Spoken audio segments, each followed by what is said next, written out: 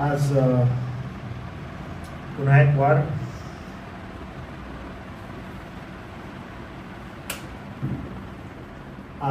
वार देवबापाच्या वचनातून आपण योहानाला झालेलं जे प्रगटीकरण आहे त्याच्या 6व्या अध्यायाला सुरुवात करणार आहोत. आपण 5 अध्याय जे आहेत ते पूर्ण केलेले आहेत आणि जो 5व्या अध्यायाचा होमवर्क मी तुम्हाला दिलेला होता, ठीक आहे, तो तुम्ही केला? अजून कोणी केला? तिकडं अजून मागं आद्विकने केलेला आहे. आद्वेला तर करणं आवश्यक आहे. आद्विकनं मला सांगितलं दादाला रागवा, ठीक आहे. तर आद्विकने खूप छान केलं आहे, मी तुम्हाला दाखवतो. हे मला फार सुंदर वाटला. अजून चांगल्या रीतीने त्यानं केलं आहे. हा म्हणजे मला खूप दिवस घेतले त्याने हे करायला. पण मला मी त्याला अजून विचारलं काय काय आहे, तुला काय दिसत आहे. त्यानं सांगितलं की जो या ठिकाणी राजासनारूढ आहे तो या ठिकाणी आहे, त्याच्या हातामध्ये स्क्रोल आहे आणि मग तो स्क्रोल इथं त्यानं दाखवला. तो स्क्रोल काय आहे, ओके, ते जे आहे ते दाखवलेलं आहे. आणि हा कोकरा, जो वधलेला कोकरा आहे त्यानं दाखवलेला आहे. आणि मग तो जात आहे तो ते घेण्यासाठी. आणि मग त्यानं वरती इंग्लिशमध्ये लिहिलेलं आहे की फक्त तोच वर्दी आहे, दुसरं कोणच नाही, पण तोच फक्त वर्दी आहे.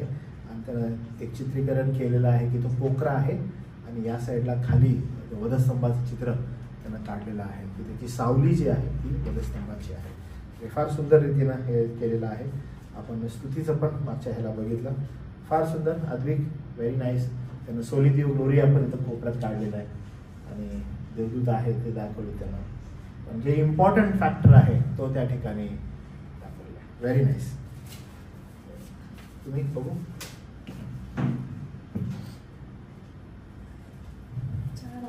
ओके, ते 4 आणि 5 वाजले. ओके, अरे खूपच छान. Very nice. कोणाचं ड्रॉइंग चांगलं दोघीतलं विल बी सरप्राईज. कसं सुंदर काढले दोन्ही तिथे 4 आणि 5. Very nice. मला वाटतं हे 4थ्या अध्यायाचं आहे ना. पहिला 4थ्या अध्यायाचं भाग किती सुंदर केलं, फुल पेंट केलेलं आहे त्यानं. फारच सुंदर. कुठेतरी फ्रेम करून लावावं असं आहे ते. Okay, very nice. आणि 4थ्या अध्यायाचं पूर्णपणे म्हणजे स्वर्गाचं द्वार उघडलेलं, 24 वडील आहेत, 7 समया, राजासनाचा तिनं कलर छान केलेला आहे. मागं आपल्याला इंद्रधनुष्य दिसत आहे, ओके, आणि मग देवदूत दिसत आहेत. आणि त्यांनी हे पण छान काढले, डोळे आहेत. तर तुम्ही बारीक ह्याला बघितलं तर तुम्हाला दिसेल ह्या प्रत्येक प्राण्यावर डोळे आहेत, बारीक एकदम छान रीतीने डोळे काढलेले आहेत. आणि त्यांचा चेहरा पण एकदम मनुष्याचा चेहरा, पक्षाचा, सिंहासारखा, नंतर या ठिकाणी मेंढ्यासारखा, सगळ्या तिनं मेंढरासारखा चेहरा प्रॉपर काढलेला आहे. Very nice. किती दिवस लागले तुला हे करायला? लगेच काढलं. व्हेरी गुड, छान. Very nice. आणि हे काढून असं चिपकवलं का ह्याच्यावर? गुड, चांगली आयडिया लावली संपूर्ण. खूप सुंदर. ह्याला कलर करायचा राहिला का? ह्याला तू हे तू घेऊन जा आणि ह्याला पण कलर असंच करशील. ओके, एकदम छान आहे, एकदम व्हेरी नाईस. हां, मला वाटतं ह्याच्यामध्ये अजून तुला ॲड करायचं ना काही गोष्टी. हां, ती दिसत आहे. खूप सुंदर वाट्या पण आहेत. धूप आहे ती, बरोबर आहे. खूप छान, व्हेरी नाईस. अशा त्याच्या हे पण आहेत, विजा चमकत आहेत त्याच्यात. खूप सुंदर रीतीने तिनं पण केलेलं आहे. नेक्स्ट ह्याला कलर करशील. Okay, proper. हा राहू दे, हे घेऊन जा. ओके, हे तू घेऊन जा, ह्याला कलर करून आण पुढच्या वेळेस. फार सुंदर आहे ते. त्याला मला वाटतं ह्याला फोल्ड करायला नको, तर हे असंच ठेवूया छान रीतीने. अप्रिशिएटेड. पुढच्या वेळेस मी तुम्हाला ज्यावेळेस होमवर्क देईन तर तो होमवर्क अजून ॲडिशन असेल 1 ते 5 अध्यायावर. ओके, तर ते मी तुम्हाला सांगेन.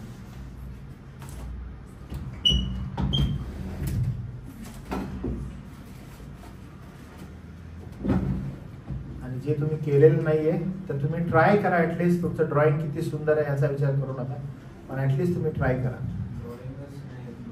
नाही, ट्राय करा. जे तुमच्या मनामध्ये आहे कसं उतरवता येईल तुम्हाला तो ऍटलिस्ट विचार करा. म्हणजे जेवढं तुम्हाला समजलेलं आहे तेवढं तरी आपल्याला, मला ऍटलिस्ट कळेल की तुम्हाला कितपत समजलेलं आहे. याचा करण्यामागून दृष्टिकोन आहे की जेव्हा कधी प्रगटीकरणाचं पुस्तक तुम्ही खोलाल ना, तर तुम्हाला आयडिया येईल की हे नेमकं काय आहे. तुम्ही करत असाल ना तर तुम्हाला समजलं असेल की हे काय आहे, समजण्यास मदत होती.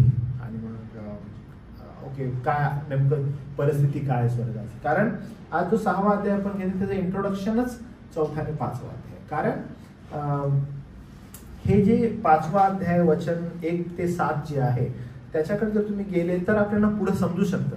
तर 1 ते 7 वचन 5वा अध्याय मी तुम्हाला वाचतो, मग कळेल की आपल्याला गरज काय. ओके, मी पुन्हा वाचत आहे, लक्ष द्या बरं का. म्हणजे स्वर्गाचा साक्षात्कार नेमका काय आहे. कारण मला तुम्हाला सांगू दे, प्रारंभापासून, ओके, म्हणजे प्रारंभापासून मनुष्याला भविष्यात काय आहे, ओके, भविष्यात काय हे पाहण्याची फार उत्कंठा असते.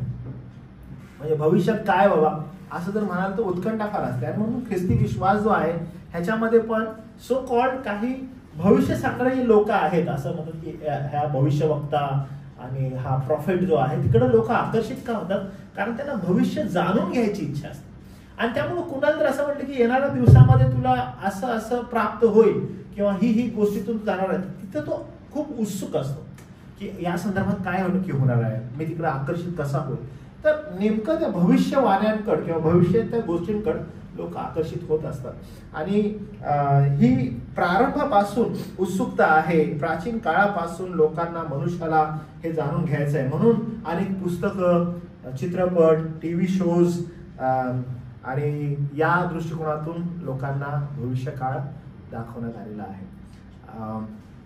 जर आपण हॉलिवूड जे आहे त्या ठिकाणी ज्या फिल्म्स बनतात तर ते लोक येणाऱ्या कालखंडामध्ये जग कसं असेल हे दाखवण्याचा प्रयत्न करतात. आणि लोक मग त्या दृष्टिकोनातून थिएटर्समध्ये जाऊन विचार करतात जग येणाऱ्या दिवसात कसं असणार आहे. म्हणजे भविष्याविषयी लोक फार जागरूक असतात, त्यांना आवड असते आणि तिकडे ते आकर्षित होतात. सेम गोष्ट जर तुम्ही बघितली तर प्रगटीकरणाच्या म्हणजे पवित्र शास्त्रामध्ये लोकांना भविष्याविषयी ज्यावेळेस कधी गोष्टी येतात अपसुकपणे म्हणजे आपोआप रीतीनं तिकडं मनुष्य आकर्षित होतो. प्रगटीकरणाचा अभ्यास करूया असं म्हणल्यावर लोक आपसुकपणे तिकडं आकर्षित होतात. एस्केटोलॉजी इंग्लिशमध्ये जो आहे शब्द, एस्केटोलॉजीचा अभ्यास म्हणजे होणाऱ्या गोष्टींसंदर्भात ज्या योजना आहेत देवाच्या त्या जाणून घ्यायच्या आहेत, लोक आपोआप आकर्षित होतात. म्हणजे इनफॅक्ट मी तुम्हाला सांगतो की एवढी उत्सुकता आहे याविषयी की बायबल कॉलेजेसमध्ये हा विषय ठेवलेला आहे की एस्केटोलॉजी म्हणजे होणाऱ्या गोष्टी, म्हणजे एक वेगळाच विषय ठेवला आहे की होणाऱ्या गोष्टींविषयी काय आहे. मग तिकडे लोक आकर्षित होतात आणि मग तिकडे त्याच्याविषयी लोकांची मतं आहेत, वेगवेगळे मतप्रवाह आहेत. कारण लोकांना भविष्यातील प्रवास जो आहे किंवा भविष्य काय असणार आहे हे माहीत असावं अशी त्यांची इच्छा असते. पण 2000 वर्षापूर्वी म्हणजे अप्रॉक्सिमेटली 2000 इयर्स अगो देवानं योहानाला, ठीक आहे, त्याचा शिष्य जो योहान आहे, येशू ख्रिस्ताचा शिष्य, त्याला देवानं प्रत्यक्ष भविष्याची झलक दाखवली. आता झलक म्हणजे काय माहिती आहे का तुम्हाला, की असं नाहीये की त्याला कल्पना दिली की असं असं होणार आहे, ओके, म्हणजे असं असं होणार आहे लिहून ठेव. तर त्यानं काय होणार आहे ना ते दाखवलं. भविष्यात जे घडत आहे ते त्यानं काय केलं, त्याला दाखवलं. म्हणजे योहान जे भविष्यात घडत आहे ते त्यानं डोळ्यांनी पाहिलं. म्हणून ही काही काल्पनिक अशी काही कथा वगैरे नाही प्रगटीकरण. म्हणजे 6व्या अध्यायापासून पुढे आपण जाणार तर आपल्याला अनेक गोष्टी असं वाटतं की हे काल्पनिक वगैरे आहे का, तर नाही, त्यानं प्रत्यक्ष पाहिलेलं आहे. ठीक आहे, त्यानं काय केलं, त्यानं प्रत्यक्ष पाहिलेलं आहे. म्हणजे 6वा अध्याय ज्यावेळेस आपण शिकणार 6व्या अध्यायापासून 19व्या अध्यायापर्यंत म्हणजे जी गोष्टी घडणार आहेत 16व्या अध्याय विशेष करून ह्याच्यामध्ये, तर प्रत्यक्ष त्यानं हे पाहिलेलं आहे. आणि पाहिल्यामुळं योहान ते लिहू शकत आहे. म्हणून तो पवित्र आत्म्याद्वारे प्रत्यक्ष भविष्य काळात गेला होता. म्हणजे ज्या गोष्टी घडत होत्या त्या ठिकाणी योहान जाऊन त्यानं ते पाहिलेलं आहे. म्हणून प्रगटीकरण ही काल्पनिक कथा नाही तर ती सत्य भविष्यात घडणाऱ्या गोष्टीचं दैवी प्रगटीकरण आहे. आणि म्हणून आपण तिकडं त्याचा अभ्यास करत आहोत आणि आपल्याला स्पष्ट काही गोष्टी दिसत आहेत. म्हणून 5वा अध्याय 1 ते 7 वचन मी वाचतो, कारण ते फाउंडेशन आहे 6व्या अध्यायाचं. पाहूया आपण 5वा अध्याय 1 ते 7 पुन्हा एकदा वाचूया. जो राजासनावर बसला होता त्याच्या उजव्या हातावर पाटपोट लिहिलेली व 7 शिक्के मारून बंद केलेली अशी पुस्तकाची एक गुंडाळी मी पाहिली. आणि पुस्तकाचे शिक्के फोडून ते उघडाव्यास कोण योग्य आहे असे मोठ्याने ओरडणारा एक बलवान देवदूत मी पाहिला. तेव्हा स्वर्गात, पृथ्वीवर किंवा पृथ्वीखाली कोणी हे पुस्तक उघडाव्यास किंवा त्यात पाहाव्यास समर्थ नव्हता. हे पुस्तक उघडाव्यास आणि त्यात पाहाव्यास योग्य असा कोणी आढळला नाही, म्हणून मी फार रडलो. तेव्हा वडील मंडळापैकी एक जण मला म्हणाला, रडू नको, पहा दावीद वंशाचा सिंह, दाविदाचा अंकुर, ज्याने जय मिळवला, तो त्याचे 7 शिक्के फोडून पुस्तक उघडावयास योग्य आहे. तेव्हा राजासन व 4 प्राणी ही आणि वडील मंडळ यांच्यामध्ये ज्याचा जणू काय वध करण्यात आला होता असा कोकरा उभा राहिलेला मी पाहिला. त्याला 7 शिंगे 7 डोळे होते. ते सर्व पृथ्वीवर पाठवलेले देवाचे 7 आत्मे आहेत. त्याने जाऊन राजासनावर जो बसला होता त्याच्या उजव्या हातातून ते पुस्तक घेतले. आणि योहान काय करत आहे, योहान जे त्याच्या समोर घडत आहे ते योहान नमूद करत आहे. म्हणजे तो भविष्यामध्ये गेलेला आहे आणि भविष्यामध्ये ह्या गोष्टी त्याच समोर घडत आहेत आणि योहान त्या लिहित आहे. म्हणून या संपूर्ण 6व्या अध्यायापासूनच्या पुढील घटनांमध्ये पापी जगावर देवाचा जो न्याय आहे तो स्पष्टपणे प्रगट होणार आहे, स्पष्टपणे दिसणार आहे. योहानाने देवाच्या हातात 7 शिक्क्यांनी बंद केलेलं ज्यावेळेस ग्रंथ पाहिला तेव्हा योहान फार रडला. त्या ठिकाणी आपण पाहतो की योहान रडला. का रडला, काय विशेषण आहे, तर त्याला असं वाटलं की कोणच नाही, कारण शिक्के मारून बंद केलेलं आहे, म्हणजे काहीतरी महत्वाचा संदेश त्याचमध्ये आहे, महत्वाच्या गोष्टी त्याचमध्ये आहेत, ते उघडाव्यास कोणी समर्थ नाही असं त्यानं पाहिलं. आणि ते कोणालाही उघडता आलं नाही, फक्त येशू ख्रिस्त. आणि म्हणून आपल्या दोन्ही जे बायबल स्टडीज मागचे झाले प्रगटीकरणाचे, त्याचा जो विषय होता तो होता फक्त कोकरा, म्हणजे वधलेला कोकराच योग्य आहे आणि त्यालाच उघडण्याचा तो अधिकार होता. हे ग्रंथ ख्रिस्ताचा न्याय आणि त्याच्या तारणाचं प्रतीक आहे. जो प्रगटीकरणाचा ग्रंथ आहे आणि पुढील जो संपूर्ण सुरुवात आहे ती 7 शिक्के उघडले जातात तेव्हा जगावर परमेश्वराचा क्रोध आणि न्याय प्रगट होतो. आणि जे संदर्भ आपण त्याविषयी पाहतो की प्रत्येक शिक्का पृथ्वीवर घडणाऱ्या एका विशिष्ट दैवी न्यायाचं प्रतीक होता.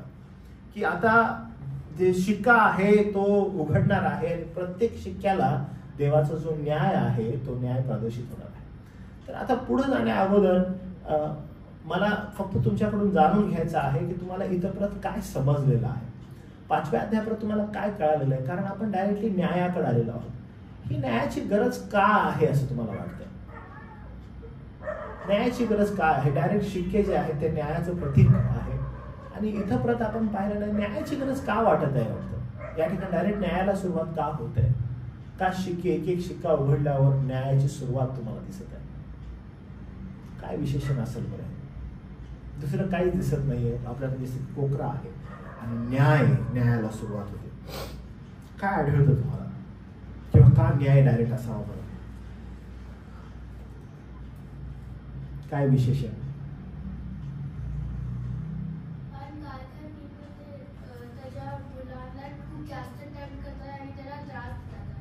ओके, बरोबर. मुलांना म्हणजे मंडळीला असं म्हणायचं. ओके, बरोबर आहे. अजून तुम्हाला काही ऍड करता येईल याच्यामध्ये? अध्याय 1 ते 5 जो आहे आणि त्यानंतर 6वा अध्याय आपण पाहतो आणि डायरेक्टली शिक्के आपल्याला दिसतात. प्रत्येक शिक्का प्रभूचा जो न्याय आहे तो प्रदर्शित करतो. अजून तुम्हाला चांगल्या शब्दात काही मांडता येईल?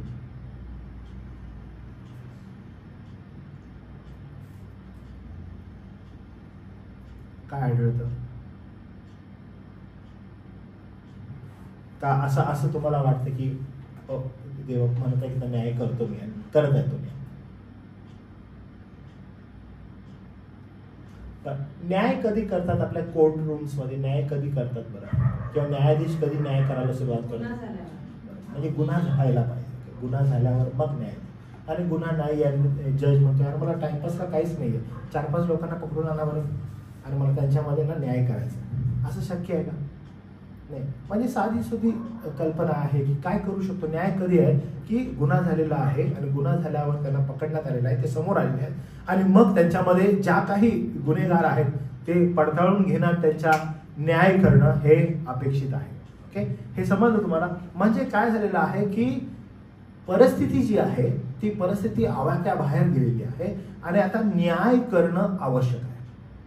ठीक आहे, म्हणजे न्याय करणं काय आवश्यक आहे आणि त्या न्यायासाठी आता जज जो आहे तो पुढाकार घेत आहे. तो म्हणते की नाही, पुष्कळ झालं, पकडलेलं आहे, त्यांना कटघऱ्यामध्ये उभं करा आणि उभं करून आता चला मला न्याय करायचा त्यांचा, कारण त्यांनी खूप साऱ्या गोष्टी केलेल्या आहेत, आता मला जरासं पाहू दे यांच्याकडे. ठीक आहे, हे लक्षात असणं फार आवश्यक आहे.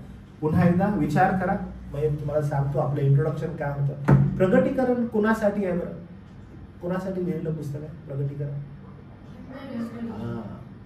आठवलं आपलं इंट्रोडक्शन. प्रगटीकरण हे मंडळीसाठी आहे. का लिहिण्यात आलेलं होतं बरं मंडळीसाठी प्रगटीकरण?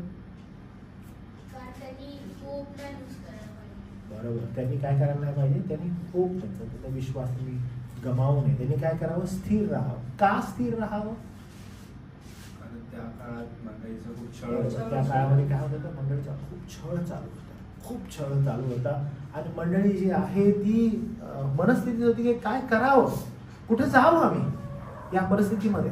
आणि म्हणून ती 7 मंडळ्या ज्या आहेत त्या प्रतिनिधित्व करत आहेत प्रत्येक मंडळीचं आणि त्यांना उद्देशून ते लिहिण्यात आलेलं आहे की लक्षात घ्या, तुमचा विश्वास मी पाहिलेला आहे, धीर धरा. ठीक आहे, हे तो सगळं सांगत आहे. आणि मग अध्याय 4 मध्ये आपण पाहतो, अध्याय 4 वचन 1 पहा बरं, तुम्ही वाचा तुम्ही परत. मला वाटतं आपण हे इंट्रोडक्शन कधीच विसरायला नाही पाहिजे. अध्याय 4 वचन 1 कोण वाचेल? यानंतर मी पाहिले, तो पहा स्वर्गात एक दार उघडलेले मला दिसले आणि जी वाणी मी प्रथम ऐकली होती ती माझ्या बरोबर बोलणाऱ्या कर्णाच्या घडीसारखी होती. ती म्हणाली, इकडे वर ये, म्हणजे ज्या गोष्टी यानंतर घडून आल्या पाहिजेत त्या मी तुला दाखवतो. म्हणजे इकडे काय कर, वर ये, ज्या गोष्टी घडून यावयाच्या आहेत, ज्या घडणार आहेत ते मी तुला काय करतो, तुला दाखवतो. तुझ्या डोळ्यांना काय करतो मी, दाखवतो. म्हणजे मंडळीला पत्र लिहिलेले आहेत, मंडळीला सांगितलेलं आहे. आता मंडळीला हे सांगण्यात येत आहे की तुम्हाला मी सांगतो की आता काय घडणार आहे, कोणत्या गोष्टी घडणार आहेत, ज्या ज्या भविष्यवाण्या लिहिलेल्या आहेत यामध्ये नेमकं काय आहे आता मी तुम्हाला दाखवतो, सांगतो, असं योहानाला बोलण्यात येतं. आणि योहान जात आहे आणि योहान लिहायला सुरुवात करतो. मग आपण पाहतो योहानानं काय पाहिलं. मग योहानानं पाहिलं की राजासन आहे, स्वर्ग आहे, देवदूत काय करत आहेत. आणि मग जुन्या करारातील यशया आणि त्यानंतर एझेकिएल, डॅनियल यांचे संदर्भ घेण्यात येतात, जखर्याचे संदर्भ घेण्यात येतात आणि सांगण्यात येतं की देव कसा स्वर्गात आहे. आणि त्याचे संदर्भ पाहिल्यानंतर आपण जुना करार पाहतो आणि नवीन करारामध्ये योहानाला झालेलं प्रगटीकरण आपण पाहतो की देवाचं अद्भुत सामर्थ्य, त्याचं गौरव, राजासनावर जो बसलेला आहे, इंट्रोडक्शन की तोच सार्वभौम आहे, तो किती सामर्थ्यशाली आहे, त्याच्यामध्ये किती अद्भुत प्रकारची त्याची गुणवैशिष्ट्ये स्वर्गात प्रगट होत आहेत. हे सगळं दिसल्यानंतर आता ज्यावेळेस 6व्या अध्यायाला सुरुवात होते तर 6व्या अध्यायामध्ये जो तो त्याच्या हातामध्ये असणारा शिक्क्या मारून बंद केलेली गुंडाळी आहे याचं इंट्रोडक्शन आपल्याला दिसतं. आणि ते इंट्रोडक्शन काय आहे तर हे इंट्रोडक्शन आहे देवाचा देवाण केलेला न्याय, की आता एक एक शिक्का उघडला जाणार आणि जगावर परमेश्वराचा जो क्रोध आहे, त्याचा न्याय आहे, तो प्रगट होणार. का होणार तर त्याचे इंट्रोडक्शन जे आहे ते असं आहे, त्याचा परिचय की मंडळी जी आहे याच्यावर देव जो पिता आतोनात प्रेम करतो, कारण त्या मंडळीसाठी त्याचा एकुलता एक पुत्र वधलेला होता, म्हणून तोच योग्य होता. त्यानं ती आता काय करायचं करायला पाहिजे, ती गुंडाळी जी आहे ती आता उघडणं, ते उघडण्यासाठी जी क्षमता आहे ती फक्त त्या वधलेल्या कोकऱ्यामध्ये आहे. आणि म्हणून तो एक एक शिक्का जो आहे तो उघडणार आहे आणि फोडल्या एक शिक्का ज्यावेळेस तो फोडतो त्यावेळेस काय होतं तर आपण ते पाहतो की न्याय त्या ठिकाणी प्रकट होतो. म्हणून प्रत्येक शिक्का पृथ्वीवर घडणाऱ्या एका विशिष्ट दैवी न्यायाचं प्रतीक होतं. कारण पुष्कळ झालं, मंडळी जी आहे ती फार कठीण अतोनात हाल कष्ट यामधून गेलेली आहे आणि एका विशिष्ट दैवी न्यायाचं हे प्रतीक आहे. या न्यायाचा कालावधी जो आहे तो महासंकटाचा काळ, ट्रिब्युलेशन पिरियड असं सांगण्यात येतं. 3 अध्याय वचन 10 वाचेल का तुमच्यातील? मीच वाचो. तिथं असं लिहिलेलं आहे, तू माझे धीराचे वचन राखले आहे म्हणून पृथ्वीवर राहणाऱ्या लोकांची परीक्षा होण्याचा जो सर्व जगावर परीक्षा प्रसंग येणार आहे त्या परीक्षा प्रसंगापासून मी तुला राखेन. त्या महासंकटाच्या काळापासून मी तुला राखेन. आणि म्हणून या न्यायाचा कालावधी जो आहे तो महासंकटाचा काळ, ट्रिब्युलेशन पिरियड जो आहे तो ट्रिब्युलेशन पिरियड आपल्याला दिसतो. त्यामध्ये देवाचा न्याय जो आहे तो प्रगट होणार आहे. आणि पहिला जो कालावधी आहे 6व्या अध्यायापासून जेव्हा आपण सुरुवात करतो तो पहिले 4 जे शिक्के आहेत ते फोडल्यानंतर जगामध्ये जागतिक विध्वंसाला सुरुवात होते. दुसरा जो अर्धा कालावधी आहे जो 3.5 वर्षाचा महान संकटाचा काळ आहे तो उर्वरित शिक्क्यांमध्ये आणखी मोठे न्याय जे घडतात त्याचं प्रतीक आहे. म्हणजे आपण ज्यावेळेस 6वा अध्याय आणि पहिल्या वचनापासून सुरुवात करतो तर काही गोष्टी आपल्याला समजतात. तर मी काय करेन, तुम्हाला वचन 1 ते 8 आपण थोडं 6वा अध्यायाचं वाचूया आणि समजून घेऊया की त्याच्यामध्ये काय आहे. मी तुम्हाला याचं इंट्रोडक्शन देईन आणि मग आपल्याला समजायला मदत होईल की 6वा अध्याय नेमकं काय म्हणत आहे. तर मी अध्याय 6 वचन 1 ते 8 पहिला तुमच्या सगळ्यांसाठी वाचून दाखवतो, कारण 1 ते 8 अध्यायामध्ये जो पहिल्या 4 शिक्के आहेत त्याचा संदर्भ आपल्याला दिसतो. मग कोकऱ्याने 7 शिक्क्यांपैकी 1 शिक्का फोडला.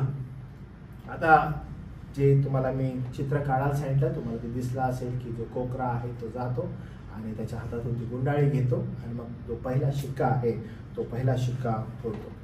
तेव्हा मी पाहिले तो 4 प्राण्यातील एकाला गर्जनेसारख्या वाणीने ये असे म्हणताना मी पाहिले, ऐकले. मग मी पाहिले तो पांढरा घोडा आणि त्यावर बसलेला एक स्वार दृष्टीस पडला. त्याच्याजवळ धनुष्य होते व त्याला मुकुट देण्यात आला. तो जिंकावयास निघाला. त्याने दुसरा शिक्का फोडला. तेव्हा मी दुसऱ्या प्राण्याला ये म्हणताना ऐकले. तेव्हा दुसरा घोडा पुढे चालला. तो अग्निवर्ण होता आणि त्यावर बसलेल्या पुरुषाकडे पृथ्वीची शांती हरण करण्याचे आणि लोकांकडून एकमेकाचा वध करण्याचे काम सोपवले होते. त्याला मोठी तलवार दिली होती. त्याने तिसरा शिक्का फोडला. तेव्हा मी तिसऱ्या प्राण्याला ये असे म्हणताना ऐकले. मग मी पाहिले तो काळा घोडा आणि त्यावर बसलेला एक पुरुष दृष्टीस पडला. त्याच्या हातात तागडी होती आणि 4 प्राण्यांच्या मधून निघालेल्या वाणीसारखी वाणी मी ऐकली. ती अशी, पावल्याला शेरभर गहू आणि पावल्याला 3 शेर जव तेल व द्राक्षरस याची हानी करू नकोस. त्याने चौथा शिक्का फोडला. तेव्हा मी चौथ्या प्राण्याला ये म्हणताना ऐकले.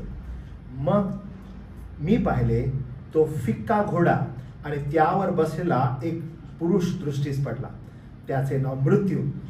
त्याच्या मागून अधोलोक चालला होता. त्यांना तलवारीने, दुष्काळाने, मरणाने व पृथ्वीवरील श्रापदांकडून माणसांना मारण्याचा अधिकार पृथ्वीच्या 4थ्या भागावर दिला होता. आता ही जी 8 वचनं आहेत या 8 वचनामध्ये आपण 4 शिक्के पाहतो आणि हे 4 शिक्के जे आहेत ते मला तुम्हाला सांगू दे की पहिला जो कालखंड आहे त्या पहिल्या कालखंडाविषयी या गोष्टी आपल्याला सांगतात. तर तिकडं जाण्या अगोदर म्हणजे इथून सुरुवात करण्या अगोदर या 8 वचनांचा जो संदर्भ आहे, ज्याचा जो परिचय आहे तो समजून घेणं फार आवश्यक आहे. आणि तो समजून घेण्यासाठी आपण जी पहिली 3.5 वर्ष आहेत ती थोडीशी समजून घेऊया. या 4 शिक्क्यांमध्ये पहिली 3.5 वर्ष निघून जातात. म्हणजे महासंकटाचा काळ किती वर्षांचा असणार आहे बरं? 7. पहिली 3.5 वर्ष आणि दुसरी 3.5 वर्ष.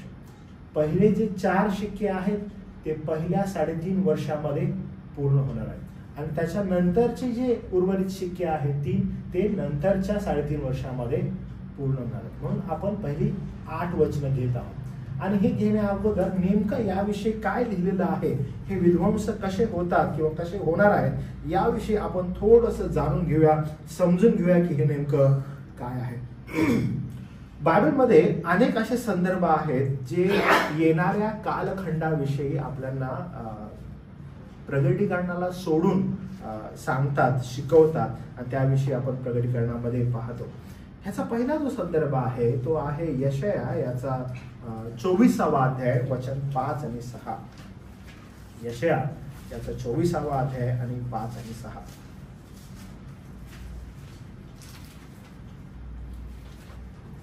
मी तुमच्यासाठी वाचू का?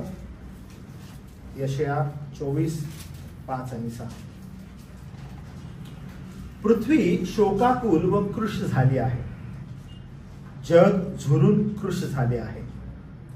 पृथ्वीवरील प्रतिष्ठित जन जर्जर झाले आहे. पृथ्वी आपल्या रहिवाशाकडून भ्रष्ट झाली आहे, कारण त्यांनी नियमाचे उल्लंघन केले आहे, विधींचे अतिक्रमण केले आहे आणि सनातन करार मोडला आहे. आणि ही पृथ्वीची जी परिस्थिती आहे ही त्या कालखंडामध्ये झालेली आपण पाहतो. दानिएलाचा जो 12वा अध्याय आहे तो 12वा अध्याय या शेवटल्या काळासंदर्भात फार विस्तृतपणे गोष्टी मांडतो बरं का, दानिएलच्या जे पुस्तक आहे. आणि दानिएलचा 12वा जो अध्याय आहे तो पूर्णपणे दानिएलचा 12वा अध्याय हा होणाऱ्या गोष्टींसंदर्भात सांगतो. तर त्याचं जे पहिलं वचन आहे ते पुन्हा एकदा होणारा जो कालखंड आहे तो कशा प्रकारचा असणार आहे हे या ठिकाणी आपल्याला दिसतं. 12वा अध्याय वचन 1 पासून पुढे. परमेश्वराचे वचन मला प्राप्त झाले. सॉरी, दानिएल 12वा अध्याय एजेकिएल वाचन.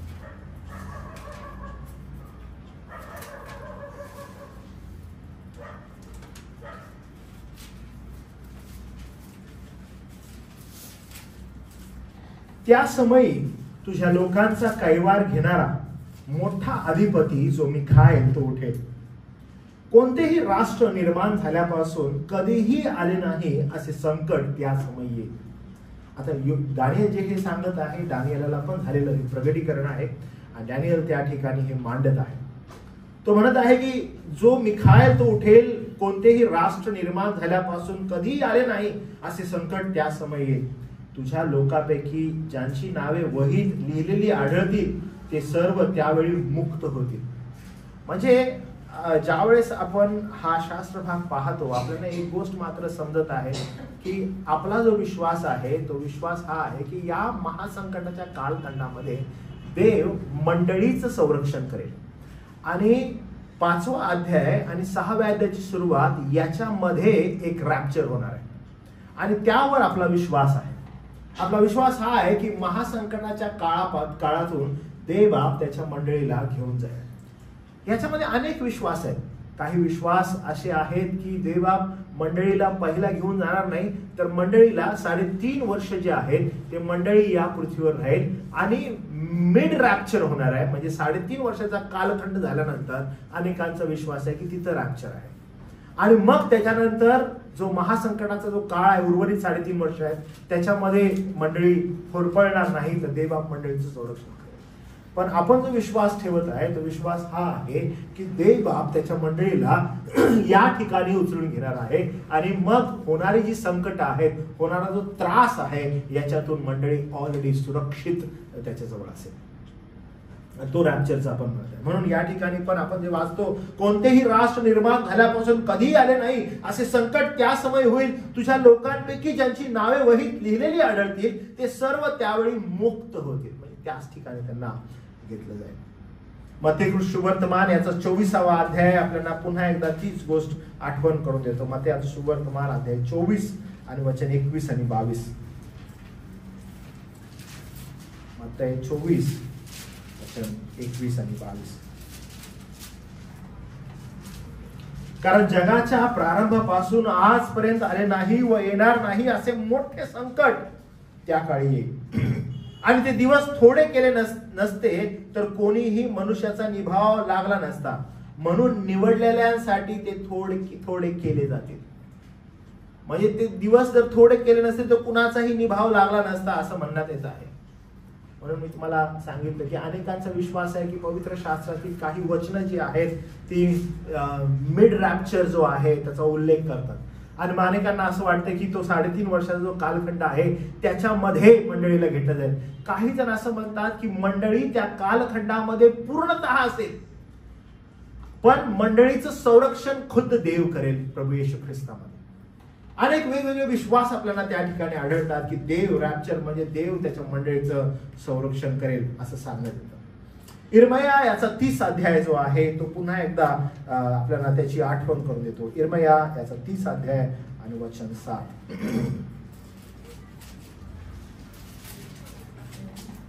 इर्मया 30 वचन 7. हाय हाय, तो महादिन म्हणजे मोठा दिवस जो आहे त्या समान दुसरा नाही. तो याकोबाचा क्लेश समय आहे आणि त्यातून त्याचा निभाव होय.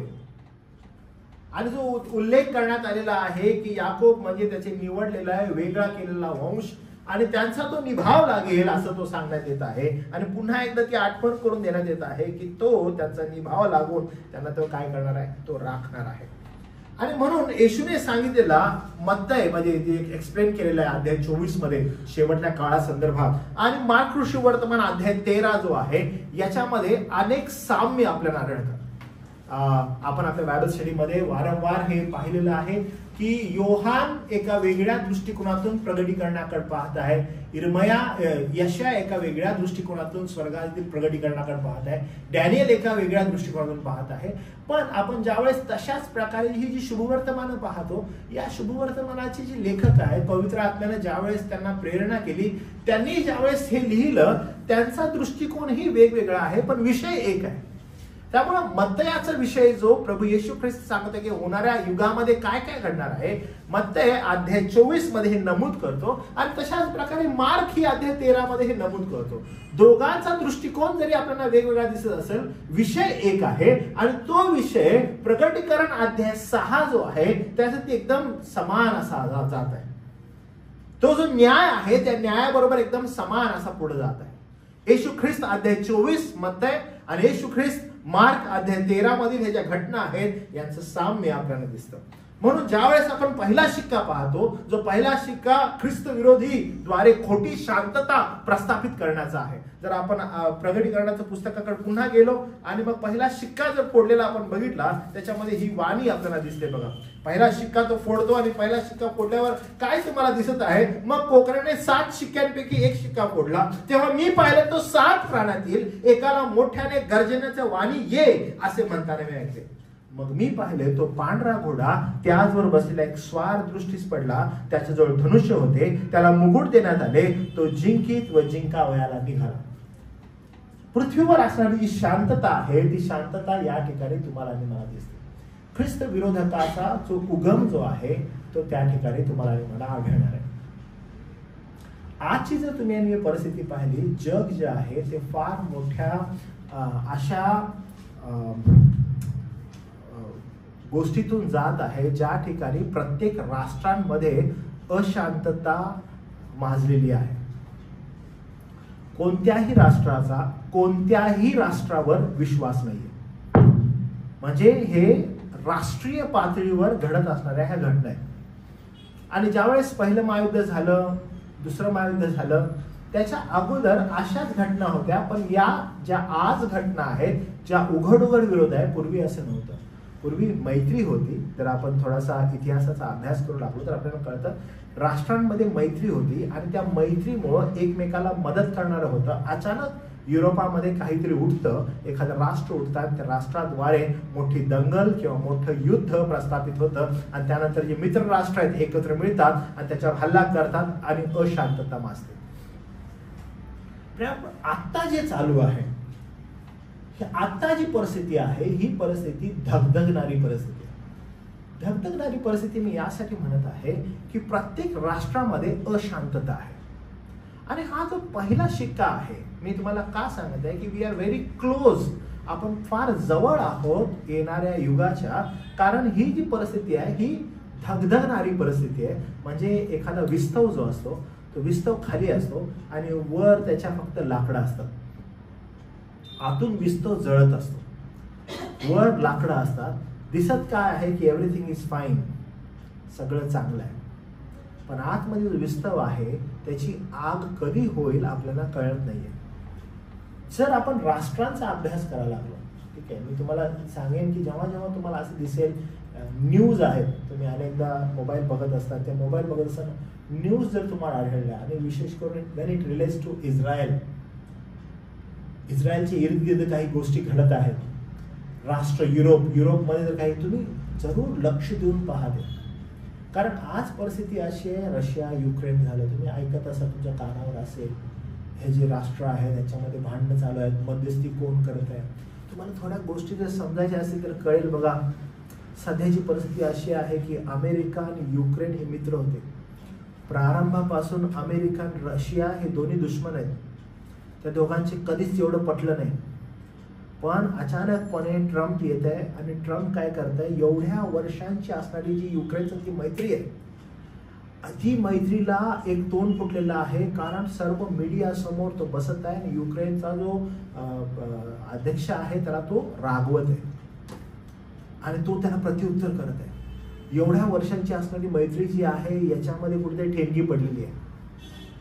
आणि मग इकडून हा काय करत आहे, जो पुतीन आहे म्हणजे जो रशियाचा जो अध्यक्ष आहे त्यासाठी त्याची जवळीक वाढत आहे. तो काय करत आहे, अस्थिरता निर्माण झालेली आहे. कारण जे आतापर्यंत असणारे मित्र राष्ट्र होते त्यांच्यामधून हे पटकरून बाजूला हरलेलं आहे. WHO तुम्हाला माहिती आहे काय? WHO काय आहे बरं? हे तुम्हाला माहिती आहे कारण तुम्ही रिलेट आहात त्याचे विशेष. वर्ल्ड हे ऑर्गनायझेशन जे आहे ना, सगळ्यात मोठं फंडिंग कोणाचं होतं माहिती आहे तुम्हाला? अमेरिका. सर्वात जास्त फंड्स कोण देत होतं? अमेरिका. संपूर्ण आता करोनाच्या कालखंडामध्ये सगळ्यात जास्त फंड्स त्यांना मिळालेले अमेरिकेकडून. पण माहिती ट्रम्पनी काय केलं? ट्रम्पनी आल्या स्वतःच त्यांच्यामध्ये जे रजिस्ट्रेशन होतं ते त्यातून काढून टाकलं आणि ते राष्ट्र वेगळं झालं. इथून पुढे WHOला त्यांची मदत नाही. तो काय करत आहे किंवा काय घटना घडत आहेत, अस्थिरता निर्माण होत आहे. जे युरोपियन नेशन्स आहेत, युरोपियन नेशन्ससाठी हे राष्ट्र जवळीक होतं आणि ते राष्ट्र आता काय झालं, युरोपियन नेशन्स आता हल्लेत. अशांतता आहे, कोण कोणावर विश्वास ठेवत नाहीये. सगळी म्हणजे उलथापालथ होत आहे जगाची. जे दुश्मन राष्ट्र आहे त्याच्यासाठी मैत्री प्रस्थापित करण्यात येत आहे. ज्यावेळी दुश्मन राष्ट्रासाठी मैत्री प्रस्थापित करण्यात येत आहे, अस्थिरता आहे. इस्लामिक ज्या कंट्री आहेत, इस्लामिक कंट्री अस्थिर आहेत. त्या त्यांचे युनायटेड आहेत, त्या एकत्र आहेत आणि एकत्र निर्णय घेण्याचा प्रयत्न करत आहेत. पण त्यातून एखाद्या कंट्रीला कसं फोडता येईल हा प्रयत्न युरोपियन राष्ट्र करत आहेत. त्याच्यामध्ये इस्रायल आहे. अमेरिका इस्रायलला पूर्णतः ब्लाइंड फेथ करत आहे सध्याच्या सिच्युएशनला. जे ती करल ती बरोबर आहे असं सांगण्यात येत आहे. परिस्थिती फार अशांततेनं भरलेली आहे. मी तुम्हाला यासाठी सांगत आहे, डे बाय डे जसं डेज पुढे जात आहेत, ही धुसफूस आहे ही अधिक मोठ्या प्रमाणात जागृत होणार. तुम्हाला अनेक गोष्टी दिसत असतील बघा की अमेरिका जे डिसिजन्स घेत आहे, लोकांना डिपोर्ट करत आहे, पाठवत आहे, हातकड्या लावून पाठवत आहे. स्ट्रॉंग रिलेशन्स जे होते पहिल्यापासून ते कुठेतरी नेस्तनाबूत झालेले आहेत. अविश्वास जो आहे तो मोठ्या प्रमाणात बाहेर आलेला आहे. जे व्यापारी आहेत ते व्यापारी आता अधिकारी बनत चाललेले आहेत संपूर्ण राष्ट्रामध्ये. ट्रम्प, एलॉन मस्क हे लोक व्यापार करणारे लोक आता हे राष्ट्रांचे अधिकारी होत चाललेले. राष्ट्र त्यांच्या हाताखाली येत आहेत. प्रारंभी दिसायला समजत आहे की अरे हे ख्रिस्ती दृष्टिकोनातून गोष्टी करायला लागतात, पण हे वळण कुठं जाईल आपल्याला कळत नाही, आपल्याला समजत नाही. अशांतता जी आहे ती फार मोठ्या प्रमाणात माजलेली तुम्हाला दिसत आहे. मार्कुस सुवर्तमान याचा 13वा अध्याय वचन 5 आणि 6 आपण एकदम वर घेत आहे, डिटेलिंग मध्ये आपण नंतर जाणार आहोत. मार्कुस सुवर्तमान याचा 13वा अध्याय वचन 5 आणि 6. येशू त्यास म्हणू लागला, तुम्हाला कोणी फसवू नये म्हणून जपा. पुष्कळ लोक माझ्या नामाने येऊन मीच तो आहे असे म्हणून बहुतांश फसवतील. मी तुम्हाला सांगतो प्रियानो, घटना काय होणार आहे.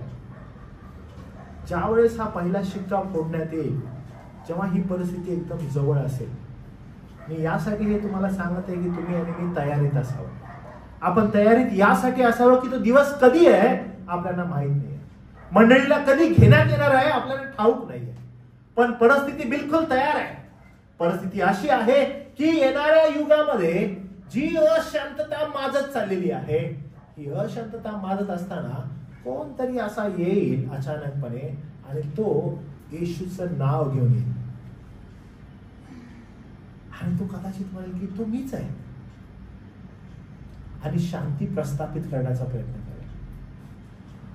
जेव्हा तो शांती प्रस्थापित करण्याचा प्रयत्न करेल, ती शांती खरी नसेल, ती शांती खोटी असेल.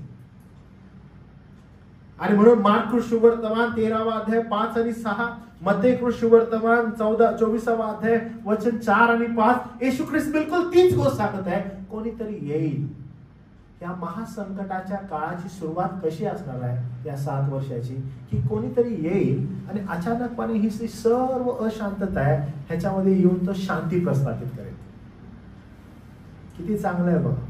राष्ट्रांमध्ये भांडणं आहेत, अविश्वास आहे, खूप साऱ्या गोष्टी चालू आहेत आणि हा अँटी क्राइस्ट ख्रिस्त विरोधक उभा राहील आणि उभा राहून काय म्हणेल, जे आता असणारी सर्व अशांतता आहे, आता असणारा सर्व जो मतप्रवाह आहे, आता असणाऱ्या ह्या ज्या गोष्टी आहेत, ह्यांना येऊन तो शांत करेल.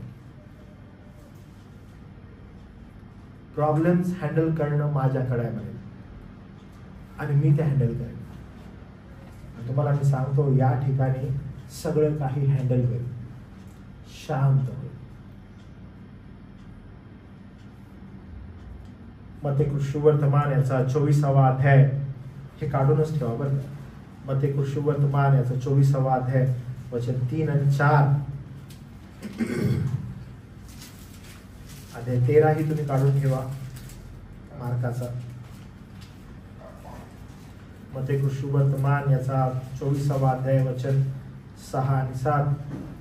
आणि मग असं होणार आहे की पुष्कळ जण, येशू ख्रिस्त 5व्या वचनात म्हणतो, पुष्कळ जण माझ्या नावाने येऊन मी ख्रिस्त आहे असे म्हणतील व बहुतास फसवतील. ते येऊन शांती प्रस्थापित करतील आणि म्हणतील तो मीच आहे, माझ्या नावानेच हे होत आहे असं म्हणतील. आणि मग तुम्ही बघाल की अचानक हा दुसरा शिक्का फुटलेला आहे आणि दुसरा शिक्का ज्या वेळेस तो फुटेल त्यावेळेस लढायाविषयी ऐकाल व लढायांच्या आवाया ऐकाल. तेव्हा सांभाळा, घाबरू नका, कारण हे होणे शक्य आहे, परंतु तेवढ्यात शेवट होत नाही.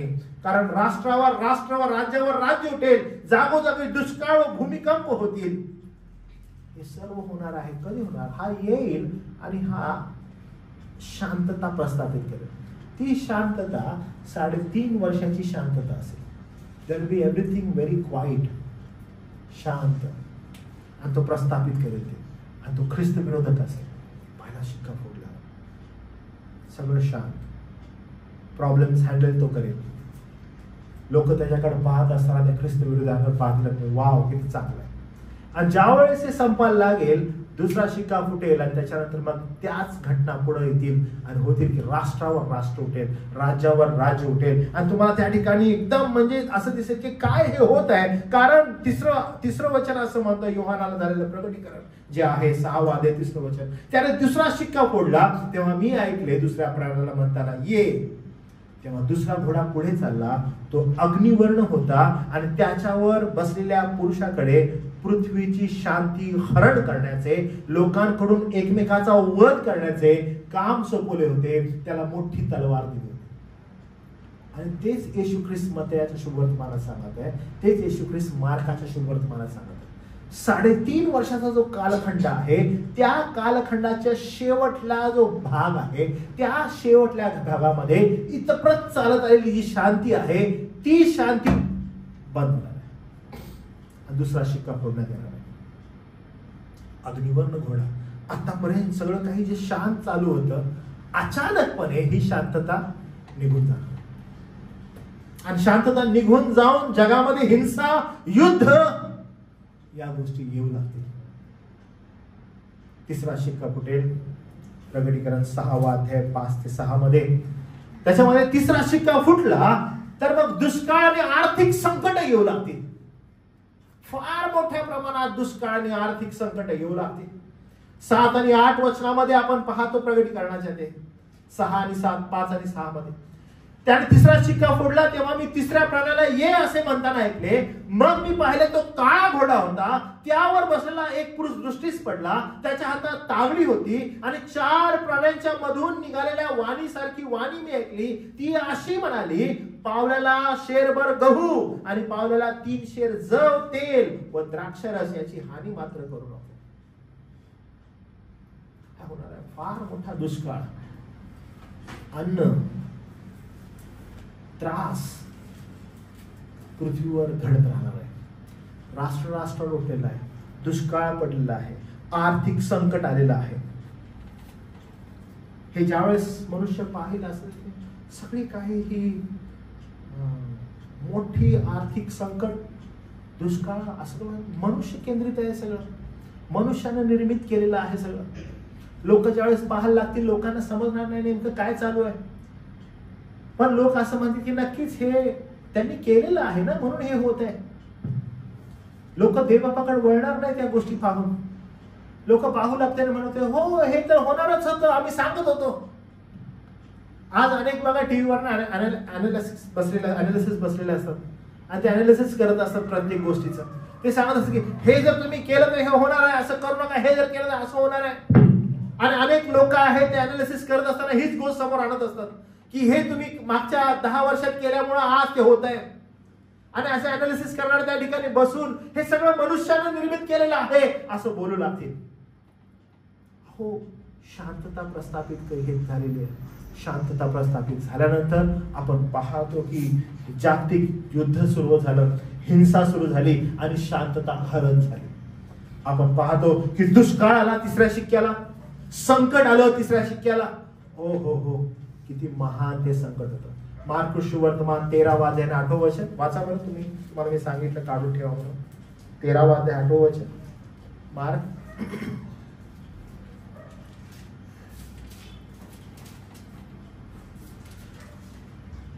मिळालं? कारण राष्ट्रावर राष्ट्र व राज्यावर राज्य उठेल आणि जागोजागी भूकंप व दंगे होतील व पुष्कळ पडतील. हा तर वेदनांचा प्रारंभ होईल. भूकंप होतील, दुष्काळ पडेल आणि हा काय होईल? हा जस्ट वेदनांचा प्रारंभ असेल, ही सुरुवात असेल. 4था शिक्का ज्यावेळेस फोडण्यात येईल, युद्ध, दुष्काळ, रोगराई यामुळे मृत्यू येईल 4थ्या शिक्क्याला. आणि तो फार महाभयंकर असेल. कारण प्रगटीकरण याचा 6वा अध्याय वचन 7 आणि 8 आपल्याला ते दिसतं. त्याने 4था शिक्का फोडला तेव्हा मी 4थ्या प्राण्याला ये असे म्हणताना ऐकले. मग मी पाहिले तो फिक्का घोडा, त्याच्यावर बसलेला एक पुरुष दृष्टीस पडला. त्याचे नाव मृत्यू होते. आणि हा ज्याचं नाव मृत्यू होतं तो फक्त काय करत आहे? मरण देत आहे.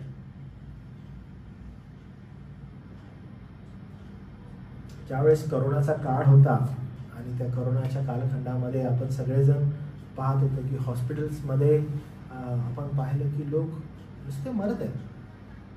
आणि तो फक्त एक रोग संपूर्ण जगाच्या पातळीवर राहिला होता. आणि तो रोग आपल्याला दाखवतो की लोक किती मरत आहेत. त्याच्यामध्ये काही लोक जे आहेत ते एका वेगळ्या दृष्टिकोनातून ह्या रोगराईकडे बघत होते. आणि काही जण असं म्हणत होते की पृथ्वीवर हे अनेक कालखंडानंतर हे असं येतच असतं. का बरं असं येत असतं? तर ते म्हणत होते की समतोल साधत आहेत. जो क्रिएटर आहे तो काय करत आहे? समतोल साधत आहे. लोकसंख्या वाढली की लोक मरायला लागतात म्हणून समतोल साधत आहे म्हणून मरतात. म्हणजे जे अनालिसिस करणारे आहेत ते वेगवेगळ्या दृष्टिकोनातून अनालिसिस करत आहेत. आणि मी तुम्हाला सांगितलं फक्त एकच रोग आला, अहंकार माजला. तुम्हाला आठवत असेल की त्या कालखंडामध्ये टीव्हीवर एक व्हिडिओ चालत होता की गंगा नदी जी आहे त्याच्यामध्ये मेलेले लोकांची प्रेतं टाकण्यात येत होती. आणि मग तुम्हाला आठवत असेल की ती न्यूजवर एवढं हायलाईट झालं पण ते एवढं पुढं आणण्यात नाही आलं की अर्धवट म्हणजे एवढं जास्त लोक मरत होते की जाळण्यासाठी पण त्यांना वेळ नव्हता. तर ते अर्धवट मेलेले शरीर नदीमध्ये टाकत होते आणि त्याचे फोटोज आणि त्याचे चित्र सगळ्या न्यूज चॅनलवर वारंवार येत होतं. इव्हन आपल्या मुंबईमध्ये अनेक ठिकाणी सिमेंट्रीज आणि पॅक झालेले होते. हॉस्पिटलमध्ये देह ठेवायला जागा नव्हती. त्यामुळं पेशंटच्या नातेवाईकांना घेऊन जावं लवकर. आणि जेव्हा आपण प्रगटीकरणाच्या पुस्तकात पाहतो की लक्षात घ्या, एका संगती ज्याचं नावच मृत्यू असणार आहे, युद्ध, दुष्काळ, रोगराई, त्याच्यामुळं काय होणार आहे? फक्त मृत्यू. चौथा शिक्का फोडल्यावर 13वा अध्याय मार्काचा आणि 8वं वचन, राष्ट्रावर राष्ट्र, राज्यावर राज्य उठेल, जागोजागी भूकंप होतील, दुष्काळ पडतील. हा वेदनांचा प्रारंभ असेल. मत्तई 24:7 तीच गोष्ट आपल्याला पुन्हा एकदा सांगत आहे. येशू ख्रिस्त जो आहे तीच गोष्ट मत्तईच्या शुभवर्तमानामध्ये पण नमूद करत आहे 7व्या वचनामध्ये. तो असं म्हणत आहे 7व्या वचनामध्ये की पहा, कारण राष्ट्रावर राष्ट्र, राज्यावर राज्य उठेल, जागोजागी भूकंप होतील, दुष्काळ होतील, पण सर्व वेदनांचा हा प्रारंभ होय. हा वेदनांचा प्रारंभ असेल. हे घडणारच आहे. आणि तुम्हाला माहित आहे, हे घडत असताना समोर कोण असणार आहे? ख्रिस्त विरोधक. त्यानं काय केलं? शांती प्रस्थापित केली 3.5 वर्ष. आणि लोक फार अपेक्षेने ह्याच्याकडे बघत आहेत की हा काय निर्णय घेत आहे. पण तुम्हाला माहित आहे त्यांचा निर्णय काय आहे? हाच कालखंड आहे की ज्याच्यामध्ये जे उर्वरित असतील त्यांच्या छळाला प्रारंभ होईल. आणि म्हणून जेव्हा छळाला प्रारंभ होईल, त्या विश्वासाचा छळ 5वा शिक्का ज्यावेळेस फोडण्यात येईल, त्या 5व्या शिक्क्यापासून त्याची सुरुवात होते. प्रगटीकरण याचा 6वा अध्याय आणि वचन 9 पासून 11 पर्यंत, 6वा अध्याय वचन 9 पासून 11 पर्यंत आपल्याला दिसतं. त्याने 5वा शिक्का फोडला तेव्हा मी वेदीखाली आत्मे पाहिले. ते आत्मे देवाच्या वचनामुळे व ज्यांनी ती साक्ष पटवली होती तिच्यामुळे जीव मारलेल्या लोकांचे होते. ते मोठ्याने ओरडून ओरडून म्हणाले, हे प्रभो, जो तू पवित्र व सत्य आहेस, तो तू न्याय निवाडा करीत नाहीस आणि हे पृथ्वीवर राहणाऱ्या जनापासून आमच्या रक्ताचा सूड घेत नाहीस, हे किती वेळ चालणार? ते ओरडू लागले. ते आत्मे प्रभू समोर ओरडू लागले. तेव्हा प्रत्येकास एक एक शुभ्र धगा देण्यात आला आणि त्यास असे सांगण्यात आले की तुमचे सोबतीचे दास व तुमचे बंधू तुम्हासारखे जीवे मारले जाणार. त्यांची संख्या पूर्ण होईपर्यंत तुम्ही आणखी थोडा वेळ स्वस्थ राहा.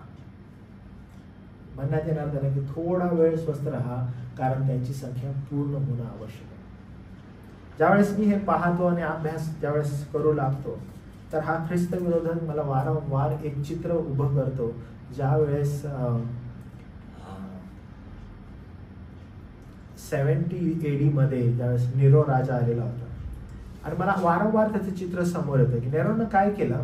ज्यावेळेस शांती प्रस्थापित करण्या अगोदर त्यानं सगळं शांत असताना त्याला ज्यावेळेस असं म्हणण्यात येतं, आणि म्हणून त्याच्यावर खूप सारे लोकांनी नंतर इतिहास वेगवेगळ्या दृष्टिकोनातून नेरोचा, तर त्याच्यामध्ये अनेक जण नेरोनं स्वतःचं शहर जाळलं याच्याविषयी प्रश्नचिन्ह निर्माण करतात की ज्यावेळेस रोम जळत होतं त्यावेळेस नेरो काय करत होता?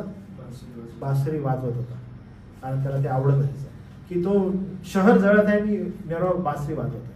आणि मग त्याला असं का जाळलं त्यानं शहर? तर असं म्हणतात की नेरोला नवीन शहर उभं करायचं.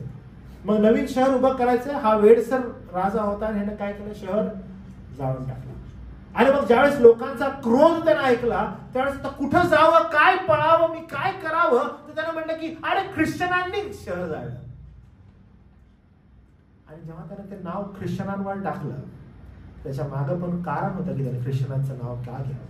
तर हे सगळ्या रोमी लोकांचा जो चेहरा आहे किंवा त्यांचा जो दृष्टिकोन आहे त्यांना समजलं नाही. राजे जे असतात ते असेच असतात की कुठेतरी कोणाला तरी शोधावा आणि त्यांच्यावर आळ टाकावा, आणि त्यांनी तो आळ ज्यावेळेस ख्रिश्चनांवर टाकला त्यावेळेस संपूर्ण हा जे रोम आणि रोमी रहवासी होते त्यांचा क्रोध जो आहे तो या विश्वासणाऱ्यांवर गेला आणि तिथं मंडळीचा आतोनात छळ झाला. तर एक फार छोटं पण अद्भुत असं चित्र तुम्हाला आणि मला दिसतं की येणाऱ्या कालखंडामध्ये नेमका अशाच प्रकारचं काहीतरी होईल की जेव्हा सगळ्या ठिकाणी अशांतता आहे, सगळ्या ठिकाणी रोष आहे, सगळ्या ठिकाणी लोक अस्थिर झालेले आहेत, ख्रिस्त विरोधक असंच काहीतरी करेल. कारण तुम्हाला या ठिकाणी दिसतंय अचानक मंडळीचा छळ चालू झाला. अचानक मंडळीतील पवित्र जनांना मारू लागले, त्यांच्या पाठीस लागले. आणि ही घटना ते कसं होईल, ते अचानक त्यांचं नाव कसं येईल आणि मंडळीच विश्वासणारेच का? कारण स्वर्गामध्ये योहान लगेच पाहतो की हे जे त्या ठिकाणी संतगण आहेत ते ओरडू लागले की कुठं वेळ तू न्याय नाही करणार, कुठं वेळ तू पाहणार नाही, हे पहा आता तुझा छळ चालू झाला, काहीतरी कर. आणि प्रभू त्यांना सांत्वना देतो आणि म्हणतो तुमचे बंधू तुमच्यासारखे जिवे मारले जाणार, त्यांची संख्या पूर्ण होईपर्यंत तुम्ही आणखी थोडा वेळ स्वस्थ राहा, थोडा वेळ राहा. Step by step, step by step आपण हे पाहतो. आणि फार महत्वाची घटना आता इथून पुढे घडणार आहे. म्हणजे इथंपर्यंत आपल्याला दिसत आहे की सगळं मानव निर्मित होतं. इंटरव्हिन करणारा या ठिकाणी देव जो आहे तो डायरेक्ट आपल्याला दिसत नाहीये. हे सगळं मानव केंद्रित आहे. या ठिकाणी हे झालं, या ठिकाणी हे झालं, इथं भांडण झाले, इथं युद्ध झालं, इथं राष्ट्रावर राष्ट्र उठलं, या ठिकाणी दुष्काळ पडला, अनेक आपल्याला गोष्टी दिसत आहेत. आणि मग आपल्याला 6वा आणि 7वा शिक्का दिसतो. आणि हे फार मोठं गोष्ट, मोठी उलथापालट तुम्हाला या ठिकाणी आढळते. विश्वासणाऱ्यांचा जो छळ आहे तो छळ आपल्याला या ठिकाणी आढळतो. मार्क सुवर्तमान 13वा अध्याय आणि 9 ते 13. तुम्ही आपला सांभाळा, कारण तुम्हास न्यायसभेच्या स्वाधीन करतील, सभास्थानामध्ये तुम्हास मार देतील, सुभेदार राजे या साक्ष व्हावी म्हणून तुम्हास माझ्याकरिता राजासमोर उभे राहावे लागेल. प्रथम सर्व राष्ट्रात सुवार्ता गाजवली पाहिजे. ते तुम्हास धरून नेऊन चौकशी करता स्वाधीन करतील, तेव्हा आपण काय बोलावे याविषयी अगोदर चिंता करू नका, तर त्याच घटके जे काही तुम्हाला सुचवून दिले जाईल तेच बोला, कारण बोलणारे तुम्ही नाही तर पवित्र आत्मा आहे.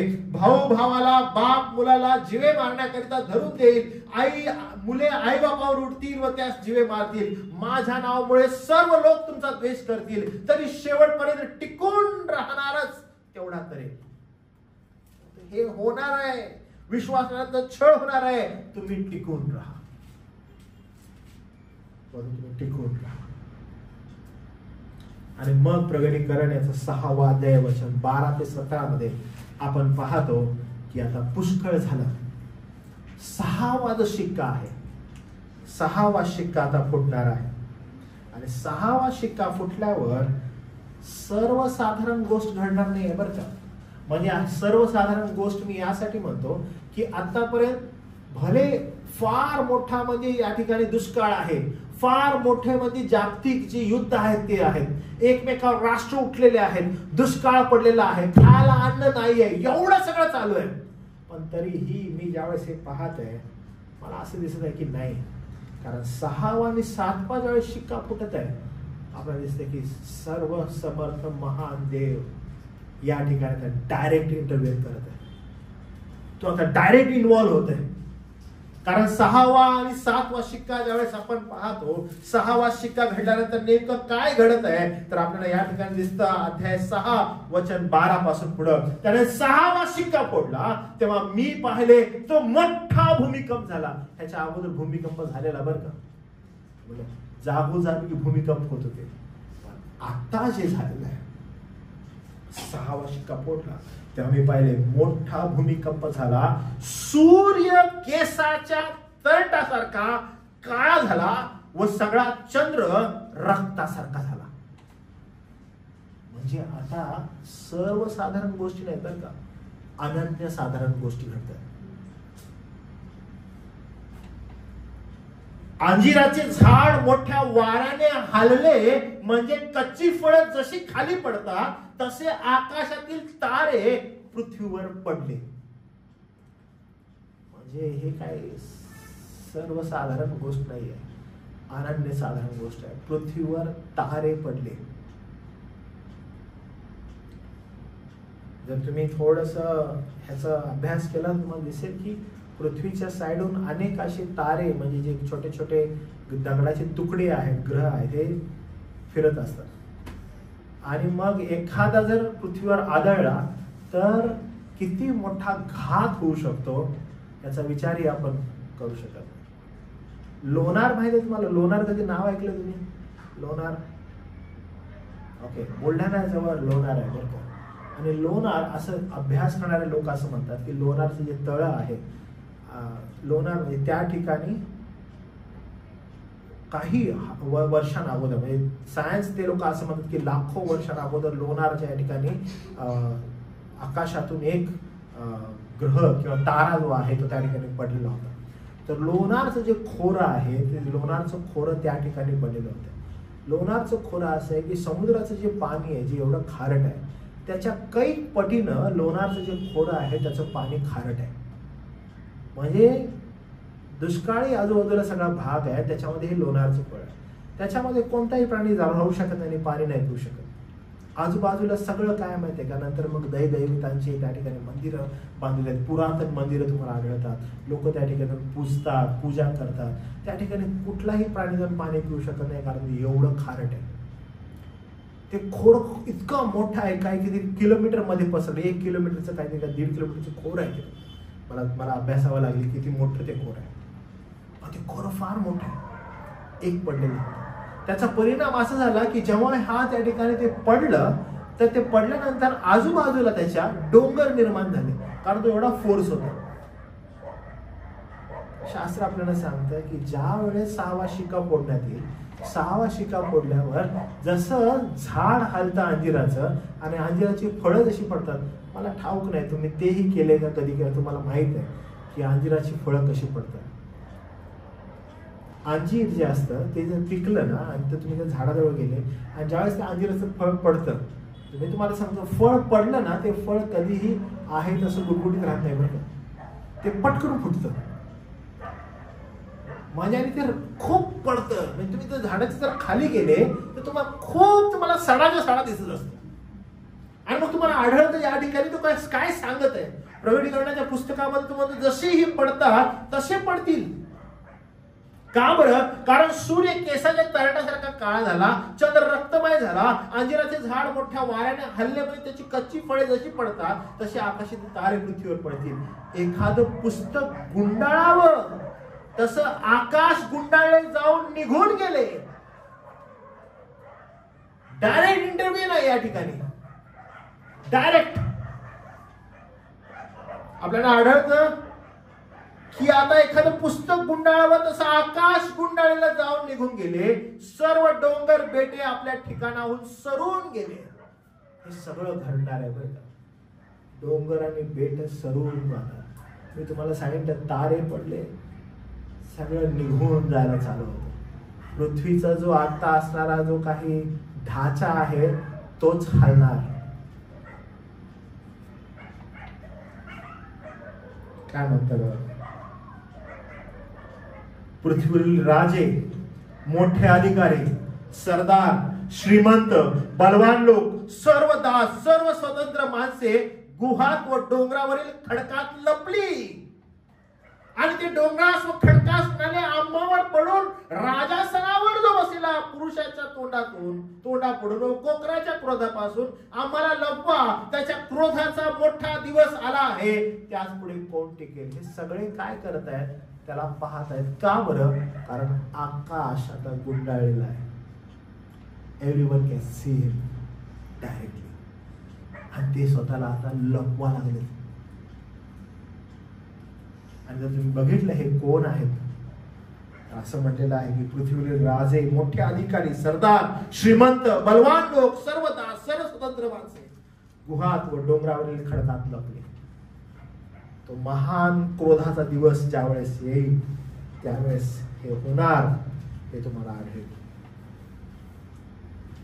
त्यानो मार्कुस वर्तमान याचा 13वा अध्याय आणि वचन 24 आपल्याला त्याच विषयी सांगतं. ही संकटे येऊन गेल्यावर त्या दिवसात सूर्य अंधकारमय होईल, चंद्रप्रकाश देणार नाही, आकाशातून तारे पडतील, आकाशातील बळे डळमळतील. ही घटना घडणार आहे. आणि मग 7वा शिक्का फोडण्यात येणार. प्रगटीकरण 8वा अध्याय वचन 1. तत्पूर्वी स्वर्गात शांतता, तुतारी वाट्या आणि न्याय याची सुरुवात होईल.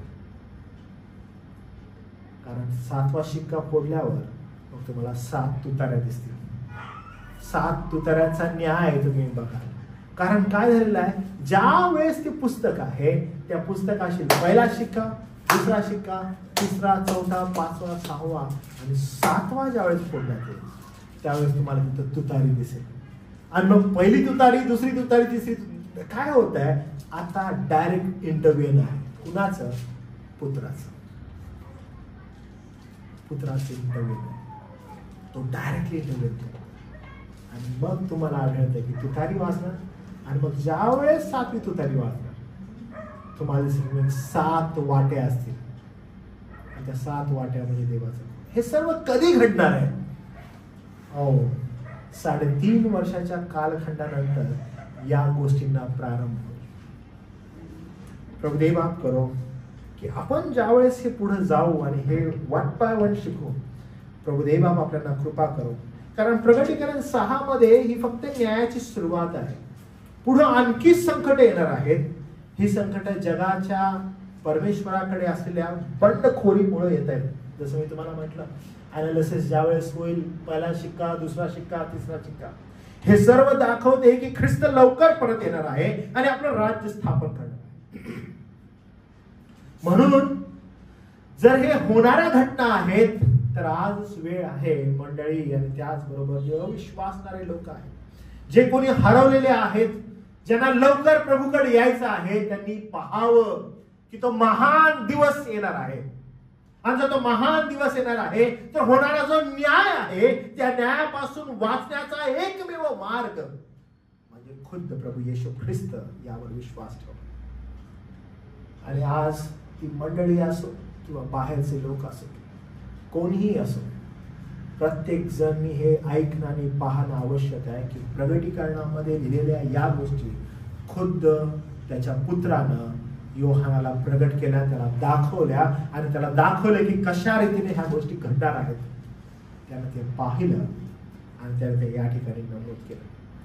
म्हणून हा प्रसंग, येणाऱ्या गोष्टी, आज ज्यावेळेस आपण जगाच्या वातावरणाकडे पाहतो, प्रभूचं येणं आपल्याला फार जवळ दिसत आहे.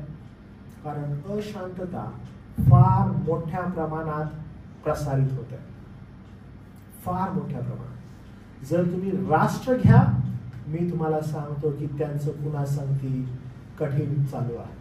काही वर्षांअगोदर लोक म्हणत होते Canada is the best and एकदम पीसफुल कंट्री. एकदम पीसफुल कंट्री. तुम्हाला माहिती आहे सध्याची परिस्थिती फार बिकट आहे. कॅनडाची फार बिकट आहे. आवश्यक आहे अशांतता प्रस्थापित होत आहे. सिंगापूर पीसफुल कंट्री असं म्हणत आहे. त्यांचे आजूबाजूच्या राष्ट्रांबरोबर आणि विशेष करून चायना बरोबर त्यांचे संबंध चांगले नाही आहेत. अशांतता आहे. टेक कंट्रीज नेम आणि तुम्हाला दिसेल की अशांतता आहे फार मोठ्या प्रमाणात. पण हे सर्व होण्या अगोदर सुवार्ता गाजवली पाहिजे असं वारंवार सांगितलं. कारण सुवार्ता गाजवणं, सुवार्तेची घोषणा करणं आवश्यक आहे. कारण प्रत्येक जण त्या न्यायापुढे जात असताना देवासमोर प्रत्येक जिव्हा जी आहे, प्रत्येक जिव्हा हे ते कबूल करायला पाहिजे की हो आम्ही ऐकलेलं आहे.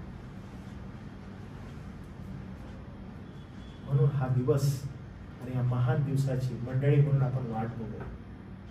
मंडळी म्हणून आपण प्रार्थना करू की हे प्रभू तुझं येणं लवकर होऊ दे. हे प्रभू तुझं राज्य तू लवकर स्थाप.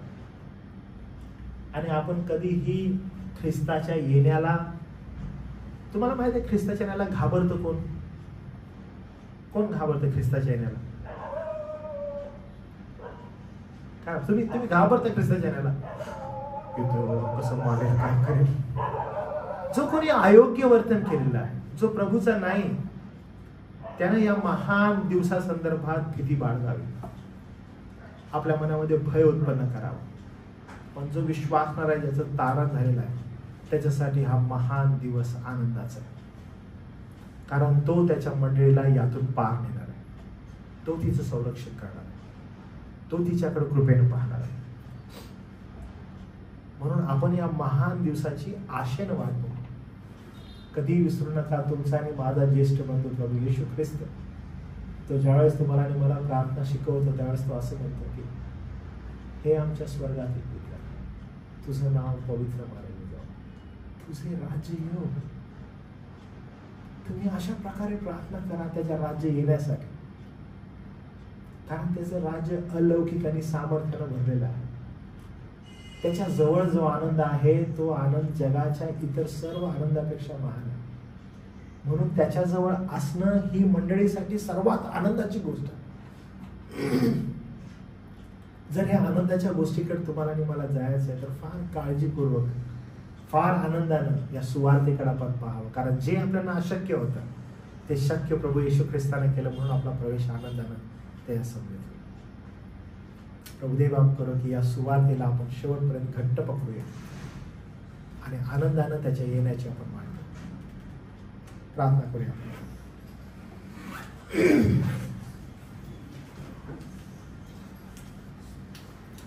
प्रभुदेव बापा,